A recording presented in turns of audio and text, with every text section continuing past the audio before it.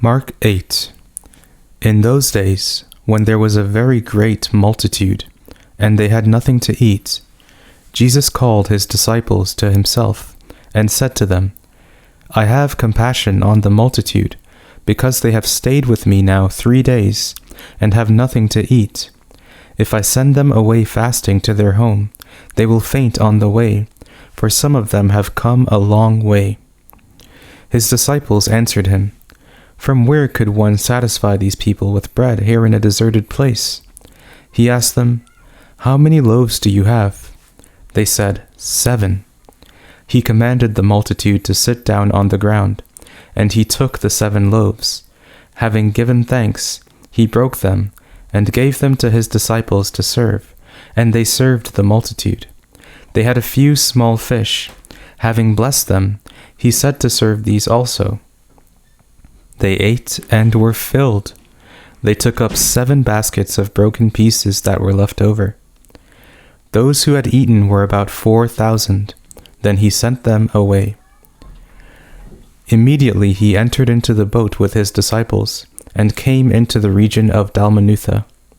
The Pharisees came out and began to question him, seeking from him a sign from heaven and testing him.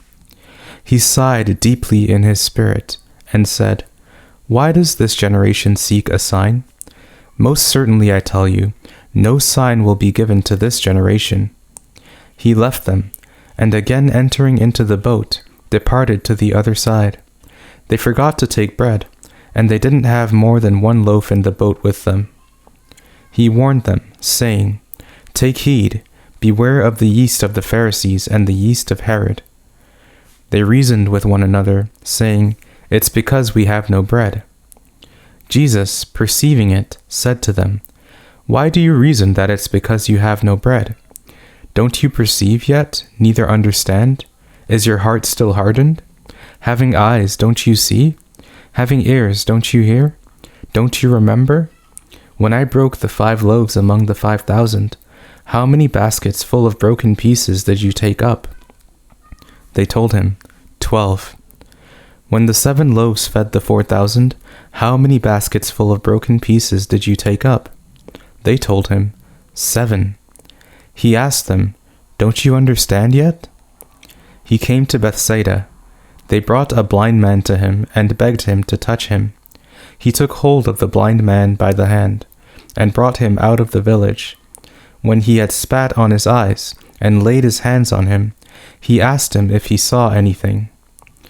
He looked up and said, I see men, for I see them like trees walking. Then again he laid his hands on his eyes. He looked intently and was restored, and saw everyone clearly. He sent him away to his house, saying, Don't enter into the village, nor tell anyone in the village. Jesus went out with his disciples into the villages of Caesarea Philippi. On the way he asked his disciples, Who do men say that I am? They told him, John the Baptizer, and others say Elijah, but others one of the prophets. He said to them, But who do you say that I am? Peter answered, You are the Christ. He commanded them that they should tell no one about him. He began to teach them that the Son of Man must suffer many things, and be rejected by the elders, the chief priests, and the scribes, and be killed, and after 3 days rise again. He spoke to them openly. Peter took him and began to rebuke him. But he, turning around and seeing his disciples, rebuked Peter and said, Get behind me, Satan, for you have in mind not the things of God, but the things of men. He called the multitude to himself with his disciples, and said to them, Whoever wants to come after me, let him deny himself and take up his cross and follow me. For whoever wants to save his life will lose it, and whoever will lose his life for my sake and the sake of the good news will save it. For what does it profit a man to gain the whole world and forfeit his life? For what will a man give in exchange for his life?